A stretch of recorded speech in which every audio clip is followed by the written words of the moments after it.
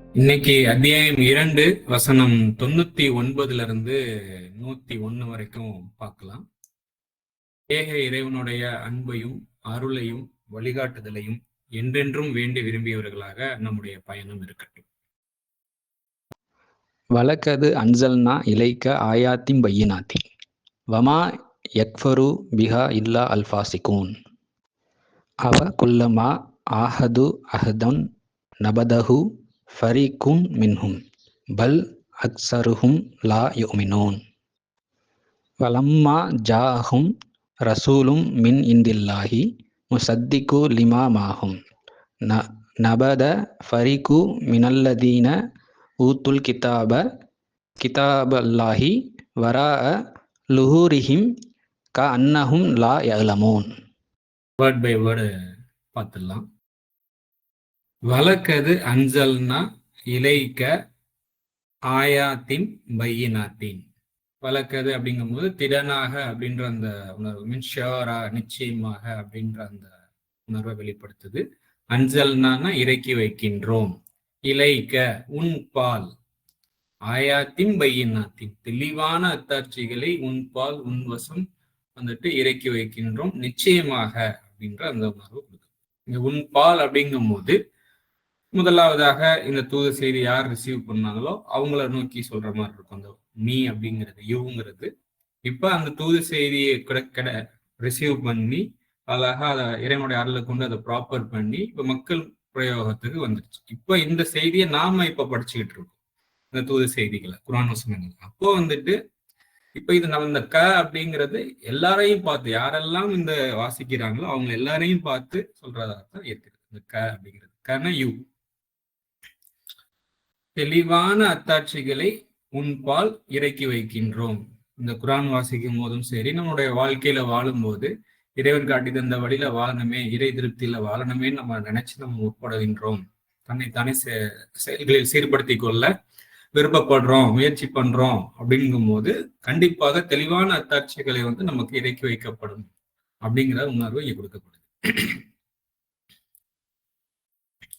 வமா யக்ஃபுரு பிஹா இல்லா அல் ஃபாசிகூன். அதாவது ஃபாசிகூன் அப்படின்னா பாவிகள், கலகம் புரிபவர்கள், அக்கிரமக்காரர்கள், இந்த மாதிரியான அர்த்தங்கள் எல்லாம் வரம்பு மீறுபவர்கள், இந்த அர்த்தங்கள்லாம் அதுல இருக்குது. அவங்கள தவிர அந்த மாதிரியான தெளிவான அத்தாட்சிகளை நிராகரிக்க மாட்டாங்க, நிராகரிக்கிறது இல்லை. வமா எக்ஃபருனா நிராகரிக்கிறது, வமா எக்ஃபருனா நிராகரிப்பது இல்லை. பிஹா அப்படின்னா அதனுடன் அந்த தெளிவான அத்தாட்சிகள் இறக்கி வைக்கப்படுகின்றது இல்லையா ஒருத்தவங்க, அதை யாரு நிராகரிப்பாங்கன்னா பாசிக்கும், அவங்க மட்டும் தான் நிராகரிப்பாங்க. அவங்கள தவிர மித்த யாரும் நிராகரிக்கிறது இல்லை. ஃபாசிகூன் அப்படிங்கிற போது குர்ஆன்ல பல இடங்கள் இவங்க எல்லாம் ஃபாசிகூன்னு சொல்லிட்டு நிறைய இடங்கள்ல வரும். ஸோ அதுல வரம்பு மீறக்கூடியவர்கள், எல்லை மீறுபவர்கள், தப்பு செய்பவர்கள், கலகக்காரர்கள், இந்த மாதிரியான உணர்வுகளை உள்ளடக்கின வார்த்தையா இருக்கு. இந்த மாதிரியான தன்மைகள் நம்ம கிட்ட இருக்கும் போதுதான் தெளிவான அத்தாட்சிகள் வரும்போது கூட அதை நம்ம ஏற்றுக்கொள்ளக்கூடிய மனநிலையில இருக்க மாட்டோம். ஸோ நம்மள்தான் இந்த வரம் மீறுதல், பெருமையான குணங்கள், அவசரத்தனம், இந்த மாதிரியான தன்மையிலிருந்து இறைவன் நம்மை பாதுகாக்கணும். தெளிவான அத்தாட்சிகள் வரும்போது அது அழகான முறையில ஏற்று அது இருக்கக்கூடிய நன்மையை அனுபவிக்கக்கூடிய, இறை பொருத்தத்தில் பிரவேசிக்கக்கூடிய பாக்கியம் நம்மள்கிட்ட என்றென்றும் இருக்கணும் அப்படின்ற அந்த விருப்பம் இந்த இடத்துல நடுவூட்டப்படுது. 100வது வசனம் அடுத்தது. அவ குல்லமா ஆஹது அஹதன் வாக்கினை அவர்கள் வாக்களிக்கும் ஒவ்வொரு முறையும். அவக்குள்ளமா அப்படின்னா ஒவ்வொரு முறை அப்படின்ற அந்த அர்த்தம் அடங்கியிருக்கு. ஆகுதுன்னா அவர்கள் வாக்களிக்கிறது, அஹதன்னா வாக்கை, ஒரு வாக்கை அவர்கள் வாக்களிக்கும் ஒவ்வொரு முறையும். நபதஹு ஃபரீகா மின்ஹும் அவர்கள் ஒரு வகுப்பார் அதை முறித்து விடுகின்றனர், அதை அலட்சியப்படுத்துகின்றனர், அதை உதாசனம் பண்ணுகின்றாங்க அப்படின்ற அந்த அர்த்தம் வருது. நபதஹு அப்படிங்கும்போது த்ரோ இட் அவே. ஃபரீகு அப்படிங்கும் போது வகுப்பார், ஃபரீகு மின்ஹும் அவர்களில் ஒரு வகுப்பார் அதை யார வாக்களிக்கிறாங்க இல்லையா, எல்லாரும் இல்லை, அவங்கள ஒரு சில பேர் அதை உதாசனம் செய்கின்றார்கள். என்ன வாக்குறுதி கொடுக்கின்றார்களோ அதற்கு ஒண்ணு இறைவன் கிட்ட நம்ம டைரக்டா வந்து ஒரு வாக்குறுதி நமக்குள்ள நம்ம பேசிக்கிறோம்ல, இனிமேட்டு இந்த தவறு செய்யக்கூடாது, இனிமேட்டு இந்த அவசரப்படக்கூடாது அப்படின்னு சொல்லுவோம். பட் ஆனா வந்துட்டு திரும்பவும் அதை வந்துட்டு பிரேக் பண்ற மாதிரி, உதாசனப்படுத்துற மாதிரி நம்ம செயல்படுவோம். இதுலயே பல்வேறு கேட்டகரி இருக்கு. சில நேரம் வந்துட்டு நம்ம இந்த மாதிரி இனிமேட்டு இந்த அவசரம் கூடாது, இந்த மாதிரி வார்த்தைகள் லூஸ் டாக்ஸ் விடக்கூடாது அப்படின்னு சில நேரம் வந்து நம்மளுக்கு நாமே சொல்லி அது வந்து பல பிரச்சனைகள்ல ஏற்படுத்துறது, அமைதியை தர்றது இல்லை அப்படின்னு நமக்கு உணர்த்தப்படும். ஸோ அதனால நம்ம இனிமேட்டு அந்த மாதிரி இருந்தாலும் வந்து திரும்பவும் அதே போல நம்மளோட என்ன பழக்கப்பட்டது வந்துட்டு திருப்பி அந்த தவறான முறையிலேயே நம்ம வந்துட்டு அவசரத்தனத்திலேயே டக்கு லூஸ் வேர்ட்ஸே பழகுனதுனால திருப்பியுமே வந்துட்டு அந்த மாதிரியான சூழல்கள் சில நேரம் ஏற்படும் போது டக்குன்னு லூஸ் டாக் வேர்ட்ஸ் வரத்தான் செய்யுது. ஆனா அந்த நேரத்துலையும் வார்த்தைகள் வரும்போதே அந்த அத்தாட்சிகள் ஏற்கனவே உணர்த்தப்பட்டிருக்கு இல்லையா, அதை கொஞ்சம் கூட கவனிக்காம செயல்படுறவங்க ஒரு சில பேர் இருப்பாங்க. அந்த லூஸ்டாக் விடமோட வந்துட்டு இறைவனே ஏற்கனவே உணர்த்தப்பட்டும் திரும்பவும் என்னால கண்ட்ரோல் பண்ண முடியல, இறைவனே என்னை பலப்படுத்துவாயாக அப்படின்னு அந்த தருணத்திலையும் வந்துட்டு உதவி தேடியவர்களாக இருப்பாங்க இல்லையா. அப்போ வந்துட்டு லூஸ்டாக் விடுறது இல்லை அவசரப்படுறது வேற என்னென்ன பலவீனம் இருக்குதோ அது வந்துட்டு கம்ப்ளீட்டா குறையாட்டினாலும் முந்தி இருந்ததோட கொஞ்சம் குறைஞ்சிருக்கும், ரேஷியோ குறைஞ்சிருக்கும். முந்தி வந்து நிதானம் வந்துட்டு ரொம்ப கம்மியா இருந்திருக்கும், இப்ப நிதானத்தன்மை வந்துட்டு கொஞ்சம் கொஞ்சம் ரேஷியோ வந்து கூடுறதையும் பார்க்க முடியும். இந்த மாதிரி கொஞ்சம் கொஞ்சமா சீர்பட்டு வர்றாங்க இல்லையா, அது ஒரு கேட்டகரி. கொஞ்சம் கூட அதை வந்து பொருட்படுத்தாம உதாசனம் பண்றாங்க இல்லையா, அந்த மாதிரியான நபர்களும் இருக்கின்றார்கள். இது ஒவ்வொரு தனி மனிதர்களுக்குள்ளேயும் நடக்கும். ஒரு டீமா செயல்படுவாங்க, ஒரு டீம் ஒர்க் பண்ணுவாங்க. ஸோ அவங்க வந்து ஒரு குறிப்பிட்ட காரணத்துக்காக நம்ம இந்த ஒரு செயல்பாடுகள் நம்ம செய்வோம். நம்மளுடைய ஆஃபீஸ், நம்மளுடைய நிறுவனம், இல்லை நம்முடைய பள்ளி, கல்லூரி, ஏதோ ஒன்று இந்த மாதிரி நம்ம வந்துட்டு செயல்படணும் ஒரு நல்ல வகையில அப்படின்னு சொல்லிட்டு எல்லாருக்கும் சமாதானம் அளிக்கக்கூடிய வகையில, தெளிவளிக்கக்கூடிய வகையில. அப்போ சில பேர் வந்துட்டு பணத்திற்காகவோ இல்லை வேற என்னென்ன காரணத்திற்காகவோ வந்துட்டு அந்த குறிப்பிட்ட அந்த வாக்குறுதியை வந்துட்டு சரியா செயல்பட மாட்டாங்க. அந்த டீமா இருந்தாலும் ஒரு 10 பேர் டீமா இல்லை 5 பேர் டீமா வந்துட்டு ஒரு நிறுவனம் ஆரம்பிக்கிறாங்க அப்படின்னா அதுல 2 பேர் 3 பேர் வந்துட்டு சரியாக அந்த வாக்குறுதியை வந்துட்டு பேண மாட்டாங்க அப்படின்ற ஒரு கேட்டகரி நம்ம கடந்து வரத்தானே செய்யறோம், பார்க்கத்தான் செய்யறோம். அதுக்கப்புறம் பல் அக்ஸரஹும், பல் அப்படின்னா வந்துட்டு ஃபேக்ட் என்ன அப்படின்னா அவங்க ஏன் அப்படி பண்றாங்க அப்படின்னா, அக்ஸரம் அவர்கள் பெரும்பாலும் லா யுமினூ, அவங்க வந்துட்டு பெரும்பாலும் நம்பிக்கை கொள்பவர்களாக இல்லை, நம்பிக்கை பெற்றவர்களாக இல்லை. இந்த நம்பிக்கை அப்படின்றது வார்த்தைக்குள்ள இந்த யுமினூன்ற இந்த வார்த்தைக்குள்ள நம்பிக்கை, பாதுகாப்பு, இந்த மாதிரியான அர்த்தங்கள்லாம் உள்ள அடங்கி இருக்கு. இது எல்லாத்தையும் கவனத்துல கொண்டு இந்த பாயிண்ட வந்து நம்ம சிந்திக்கணும். அதாவது ஒரு விஷயம் நம்ம வந்து இறைவனுடைய அத்தாட்சிகள் உணர்த்தப்படுது அப்படின்னா அந்த அத்தாட்சிகள்ல படி வாழும் போது அதுல ஏற்படக்கூடிய பாதுகாப்பான ஒரு வாழ்க்கை இருக்கும் இல்லையா, அதை வந்து கவனத்துல எடுத்து மனசுல பதிய வைக்கிறது இல்லை அப்படிங்கிற அந்த உணர்வு தான். ஸோ மித்தவங்களுக்கும் பாதுகாப்பான முறையில நம்மளும் வாழணும், மித்தவங்களுடைய வாழ்க்கையும் வந்து நம்மளுக்கு டிஸ்டர்ப் பண்ணக்கூடாது அப்படின்ற அந்த அடிப்படையில ஒரு வாழ்வியல் முறை இருக்குது, தீன் வாழ்வியல். ஸோ அந்த வாழ்வியல் படி வாழ்ந்து அந்த தீன் படி வந்துட்டு 100% வாழ முடியாதுனாலும் இப்போ உடனே கொஞ்சம் கொஞ்சமாவது வாழ்ந்து அதுல இருக்கக்கூடிய பாதுகாப்பு அம்சங்களை இன்னும் வந்துட்டு அவங்களுடைய வாழ்க்கையில எடுத்துக்கொள்ளாமல் இருக்கின்றார்கள் பெரும்பாலும். அதனாலதான் வந்துட்டு இந்த அத்தாட்சிகளை எல்லாம் அதுக்கு பின்னாடி இருக்கக்கூடிய நன்மைகளை தெரியாம உணராம நிராகரிக்கிறாங்க அவர்கள் பெரும்பாலும் அப்படின்றது சொல்லப்படுது. 101வது வசனத்தை பார்க்கிறோம். வலம்மா ஜாஹும் ரசூலு மின் இந்தல்லாஹி, இறைவன் தரப்பிலிருந்து தூதானது அவர்களிடம் வரும்போது,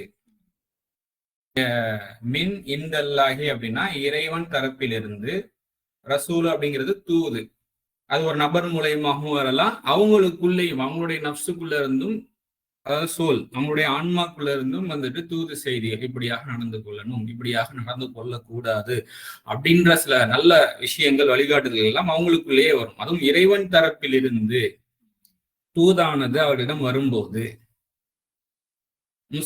முசத்திகு லிமா மாஹும் அப்படின்னு சொல்லிட்டு வருது. அதாவது அவர்களிடம் உள்ளதற்கு தர்மத்தை கொண்டதாக இருக்கும். அதாவது இறைவன் தரப்பிலிருந்து வரும்போது, ஸோ இது இறைவனே உணர்த்தின மாதிரி இருக்குன்னா நம்ம சொல்லுவோம் இல்லைங்களா சில நேரம் விஷயங்கள். சில நேரம் நம்ம தப்பு செஞ்சு இல்லை அவசரப்படும் போது இந்த அவசரம் கூடாதுன்னு சொல்லிட்டு கடுமையான சூழ்நிலைகள் கொண்டு நம்மளுக்கு எச்சரிக்கப்படும்.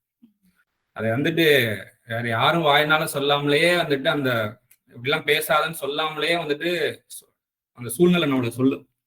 அது வந்துட்டு நல்லா கண்கூட பார்க்க முடியும். அதை வந்து நம்ம இப்ப செயல்பட்டு இருக்கக்கூடியதற்கு தர்மத்தை கொண்டதாக இப்படி பேசக்கூடாது. அதே சமயத்துல நல்லபடியா பேசும்போது வேற யாரும் நம்மளை பாராட்டாவிட்டாலும் நமக்குள்ள ஒரு அழகான அமைதியான உணர்வு, நல்லபடியா பேசியிருக்கு, இன்னும் நல்லபடியா இந்த மாதிரி பேசி வாழ்க்கையை எப்போதும் சமாதானமா வச்சுக்கோன்னு ஒரு ஆள் வந்து சொன்னா மனசுக்குள்ள எப்படி ஒரு உணர்வு ஏற்படுமோ அந்த மாதிரியான உணர்வு நல்லபடியா செயல்படும் போதும் ஏற்படும்.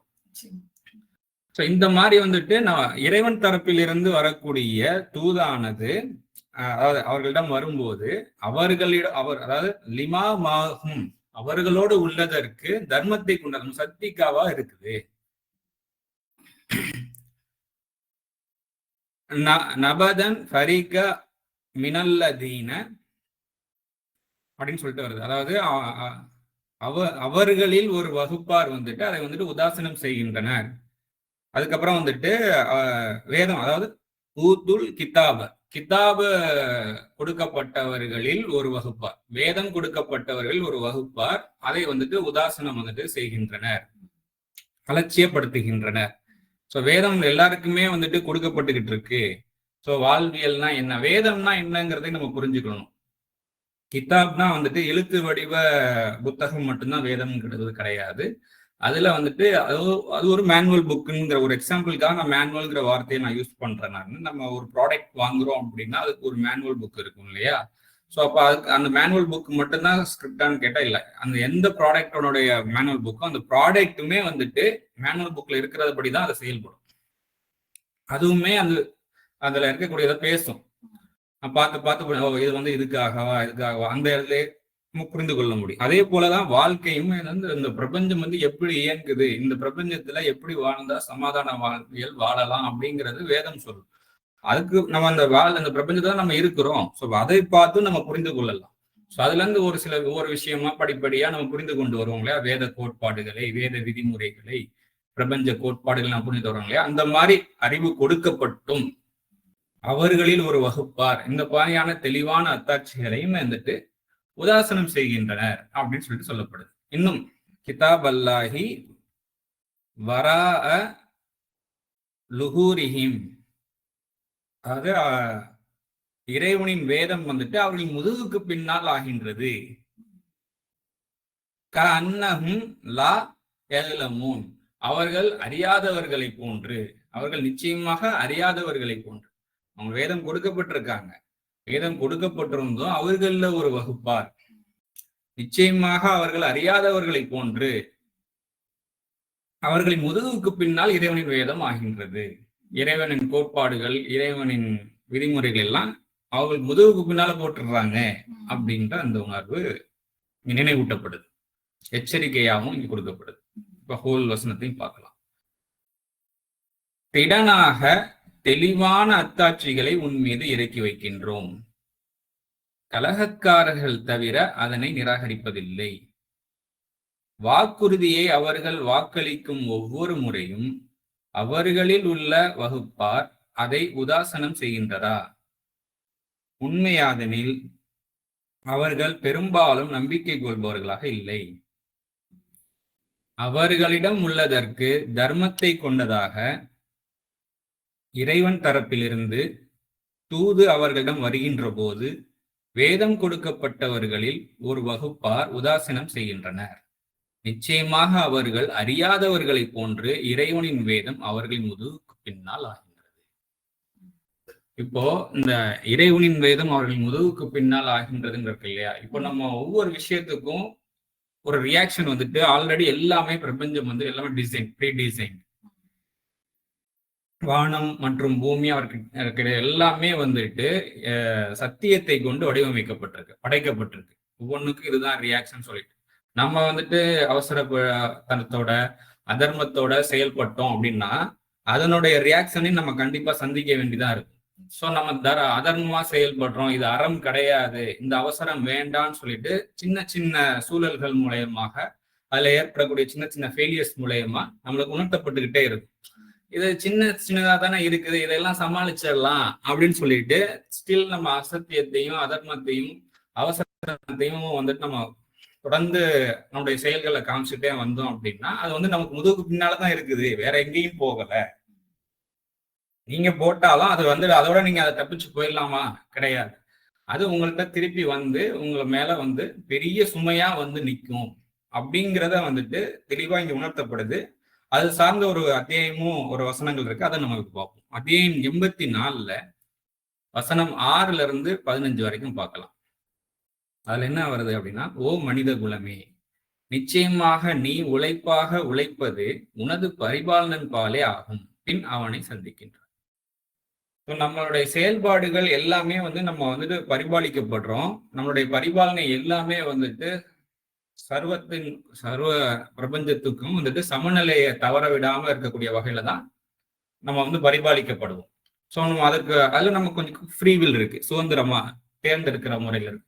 ஏன்னா அதுல வந்துட்டு நம்ம அதர்மத்தை தேர்ந்தெடுத்து நம்ம அதன் அடிப்படையில நம்ம உழைக்கிறோம் அப்படின்னா அது வந்து சமநிலை தவறக்கூடிய நம்முடைய செயல்கள் வந்துட்டு இந்த பிரபஞ்சத்தின் சமநிலையை தவறவிடக்கூடியதாக சிதைக்கக்கூடியதாக இருக்குன்னா திரும்பவும் இந்த பிரபஞ்ச சமநிலை ஏற்படுத்தக்கூடிய வகையில தான் இந்த ப்ராக்ரஸ் நடக்கும். ஸோ நமக்கு எதிராக தான் செயல்கள் இருக்கும். அப்போ நம்மளோட பெண்டிங் போட்ட விஷயங்கள் எல்லாமே வந்துட்டு பெருசா வளர்ந்து நம்மளை வந்துட்டு நாம அதை சந்திப்போம், அதுவும் நம்மளை சந்திக்கும் அப்படிங்கிறதா இங்க உணர்த்தப்படுது. நிச்சயமாக நீ உழைப்பாக உழைப்பது உனது பரிபாலனன் பாலே ஆகும், பின் அவனை சந்திக்கின்றாய், அதை சந்திக்கின்றாய்.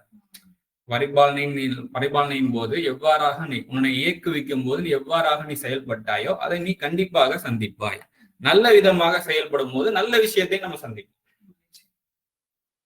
சோ எவரொருவருக்கு அவரது வேதம் அவரது வலக்கையில் கொடுக்கப்படுகின்றதோ, இந்த வலக்கையில் அப்படிங்கும் போது அதுக்கு வந்து நல்ல விதமாக ஆதரவாக அப்படின்ற நிறைய அர்த்தம் இருக்குது. எவரொருவருக்கு அவரது வேதங்கும் போது இந்த இறை கோட்பாடுகள்ல சில விஷயங்கள் செஞ்சா நல்ல கிடைக்கும், சில விஷயங்கள் செஞ்சா அது வந்துட்டு அதர்மம் அப்படின்றா இருக்கு இல்லையா? ஸோ நல்ல விதமாக என்ற அளவுக்கு நல்ல விதமாக தவறுகளுடைய வாழ்க்கையில பெருசா வளர்ந்து போயிடாம என்ற வரைக்கும் நல்ல விதமாக வாழும் பொழுது அதற்குண்டான கான்சிக்வன்சஸ் வந்துட்டு அழகா கை நீட்டி வாங்கக்கூடிய லெவல்ல இருக்கும். அவர் வாழ்க்கையில் விதித்து கொண்ட விடயங்கள் வந்துட்டு விரண்டு ஓடுற மாதிரி இருக்காரு. அவருக்கு அவரை நோக்கி வரும்போது அழகா அல்ஹம்துலில்லாஹ், இறைவனே உனக்கே எல்லா புகழும், நீ வந்துட்டு எதையும் மறக்கிறது இல்லை, ஒவ்வொன்றுக்கும் தக்க கூலிய கரெக்டான டயத்துல கொண்டு வந்து கொடுக்குற அப்படின்ற அந்த ஃபீல் அங்க வந்து ஏற்படும். எவரொருவருக்கு அவரது வேதம் அவரது வலக்கையில் கொடுக்கப்படுகின்றதோ, அதுவும் இது வந்து இறந்ததுக்கு அப்புறம்தான் அப்படின்னு நம்ம சிந்திக்க வேண்டாம். ஒவ்வொரு மூமெண்ட்லயுமே இது நடந்துகிட்டு இருக்கும். நம்ம செயல்களுக்கு உண்டான பிரதிபலன்களை வந்துட்டு அவ்வப்போது அனுபவிச்சுட்டே இருப்போம். இன்னும் வந்துட்டு அது சேர்ந்துகிட்டும் இருக்கும். விஷயங்கள் செஞ்சோம் அப்படின்னா அதனுடைய பிரதிபலனும் சேர்ந்து வந்து நம்மளை தாக்கும். நல்லது செய்யறோம்னா நம்ம எல்லாத்தையும் ஒரே நேரத்துல சாப்பிடக்கூடியவர்கள் இல்லையா, ருசிக்கக்கூடியவர்கள் சுவைக்கக்கூடியவர்கள் கிடையாது. ஸோ நல்ல விஷயங்கள் செஞ்சுக்கிட்டே இருக்கும் போது வாய்ப்பு கிடைக்கும் போதெல்லாம் அதுவும் சுகமான விஷயமா அழகா அதை என்ஜாய் பண்ணக்கூடிய நல்ல விஷயங்களாக நம்மளுக்கு அது ஆகும்போது, லேசாகவும் ஆகும்போது நம்முடைய ஆகிரத்துல வந்துட்டு பெரிய அளவுல சேவிங்ஸ் இருக்கும். அழகான முறையில நம்முடைய ஃப்ரீடம் வந்துட்டு எக்ஸ்பேண்ட் ஆகிட்டே இருக்கும். நம்முடைய சுதந்திரம் வந்துட்டு நம்மளுடைய சுதந்திர எல்லைகள் வந்துட்டு விரிவாகும் அப்படிங்கிற உணர்வுலாம் கொடுக்கப்படுது. சீக்கிரமாக, அதாவது யார் வந்து அழகான முறையில ரிசீவ் பண்ணக்கூடிய வகையில அவருடைய வாழ்க்கை வேதம் இருக்கின்றதோ அவருக்கு வந்துட்டு சீக்கிரமாக எளிய கணக்காகவே கணக்கிடப்படுகின்றார். மகிழ்ந்தவராக அவரது குடும்பத்திடம் திரும்புகின்றார். ஒவ்வொன்றும் ரிசீவ் பண்ணும் போது அவரது குடும்பம்னா இங்க புரிந்து கொள்ளணும். குடும்பங்கும் போது ரத்த பந்த குடும்பம் மட்டும் கிடையாது, ஒற்றை சிந்தனை அப்படின்னு சொல்லுவாங்க. அதுவும் வந்து ஒரு குடும்பம். இப்ப டாக்டர் ஃபேமிலி அப்படிங்கும் போது ஒரு ஃபேமிலியில இருக்கக்கூடியவங்க எல்லாருமே டாக்டர் அப்படிங்கிறதும் எடுத்துக்கொள்ள முடியும். டாக்டர்ஸ் கூட்டமா இருக்கிறாங்க ஒரு இடத்துல அப்படின்னா அதெல்லாம் டாக்டர்ஸ் ஃபேமிலி அப்படின்னு சொல்லுவாங்க. இன்னொரு கூட்டம் வந்து இன்ஜினியர்ஸா இருக்கிறாங்க, இது வந்து இன்ஜினியர்ஸ் ஃபேமிலி. ஆனா ரத்த பந்தம் இல்லாமலே இந்த ஃபேமிலிங்கிற வேர்டை நம்ம யூஸ் பண்ணுவோம் இல்லையா? சோ அது போலதான். சோ மகிழ்ந்தவராக அவரது குடும்பத்திடம் திரும்பி அது போன்ற நற்குணம் படைத்தவர்களை அவருக்கு ஒற்ற அழகான துணைகளோட கூட்டாளிகளோட ஃப்ரெண்ட்ஸுங்களோட அவர் வந்து சேர்க்கப்படுகின்றார், திரும்புகின்றார் அப்படின்ற அந்த உணர்வும் கொடுக்கப்படுது. இதுக்கு அடுத்து பாருங்க, பின் எவரொருவருக்கு வேதம் அவரது முதுகுக்கு பின்னால் கொடுக்கப்படுகின்றதோ, இங்கதான். சோ முதுகுக்கு பின்னால் வேதத்தை ஆக்குனாங்க இல்லையா? சோ அவங்கள வந்துட்டு அது அப்படியே முதுகுக்கு பின்னாலே அப்படியே அங்கிட்டே போயிடாது. எப்படி இருந்தாலும் அவங்க செஞ்சதோடைய வினைகள், விளைவுகள் வந்துட்டு அவங்கள கண்டிப்பா வந்து அடையத்தான் செய்யும். இப்ப நாம வந்து நம்ம ஒருவேளை நல்ல விஷயங்கள் செஞ்சுட்டு அதை மறந்து இருந்தா கூட அதன் முதுகுக்கு பின்னால வந்து திருப்பி தட்டி கொடுத்தா நம்ம ஓட மாட்டோம். திருப்பி முகம் மலர்ந்து வந்து வாங்கிக்கிறோம். அதே வந்து தவறான விஷயம், நம்ம செய்த தவறுகளுடைய பின்விளைவுகள் நம்மளை வந்து சந்திக்கும் போது முதுக காட்டி ஓடத்தான் பார்ப்போம். அப்படிலாம் விடாது. சீக்கிரமாக அழிவை அழைக்கின்றான் அப்படின்னா வந்துட்டு ஒண்ணு அந்த வந்த நெருக்கடி அது அழிஞ்சு போகணும், இல்ல தானே அழியணும்ன்ற அளவுக்கு அவன் அந்த நெருக்கடி வேதனை வந்துட்டு அந்த அளவுக்கு இருக்கும். எரி நெருப்பில் அப்படிலாம் விடாது, அவ்வளவு எரி நெருப்பில் சேருகின்றான். ஏன்னா நெருக்கடி மிக்க வாழ்க்கையில், எரிச்சல் மிக்க வாழ்க்கையில் அவன் வந்துட்டு சேருகின்றான். நிச்சயமாக அவன் மகிழ்ந்தவனாக தனது மக்களிடத்தில் இருந்தான். நிச்சயமாக அவன் திரும்பவே மாட்டோம் என கருதி இருந்தான். அதாவது ஒவ்வொரு செயல்களின் பின் விளைவுகளை நம்ம திரும்ப சந்திக்கவே மாட்டோம், அசால்ட்டா இருக்கிறது. இப்போ எவர கையில வந்துட்டு எவருக்கு வந்து அழகா வழக்கையில ரிசீவ் பண்ணிக்கிற மாதிரி வேதம் வருகின்றதோ அவர் வந்துட்டு மகிழ்ந்தவராக அவர் குடும்பத்திடம் திரும்புகின்றார் இருக்கு இல்லையா? சோ தொடர்ந்து அவர் வந்து மகிழ்ச்சியா திரும்பும் போதுமே கூட இறைவனுடைய கான்செப்ட், இந்த மகிழ்ச்சியிலையும் நம்ம வந்து வரவும் மீறிடக்கூடாது, அழகான முறையில அந்த மகிழ்ச்சியை தக்க வச்சுக்கணும், நல்ல வகையில தொடர்ந்து நற்காரியங்களை வாய்ப்பு கிடைக்கும் போதெல்லாம் நம்ம அழகான முறையில செஞ்சுட்டு வரணும்னு இருக்கும்போது அந்த மகிழ்ச்சி வந்து நீடிக்கும், அழகான முறையில இருக்கும். அந்த மகிழ்ச்சியில வந்துட்டு வந்துட்டு ஓரளவுக்கு ஒரு லிமிட்டேஷன் நம்மளுக்கு கூடி இருக்கும். மீன்ஸ் நம்மளுக்கு கொஞ்சம் எக்ஸ்ட்ரா ஆக்சசிபிலிட்டி கூட இருக்கும், எக்ஸ்ட்ரா அதாவது நம்மளுக்கு வாழ்வாதாரம் கூட. அந்த வாழ்வாதார அதிகரிக்கும் பொழுது கொஞ்சம் மதிமயங்கி கொஞ்சம் பொடுபோக்கா நம்ம செயல்படுகின்றோம், அப்படி பொடுபோக்கா இதனோட பின்விளைகள்லாம் சந்திக்க மாட்டோம்னு சொல்லிட்டு திரும்ப அலட்சிய போக்குல இருந்தாலும்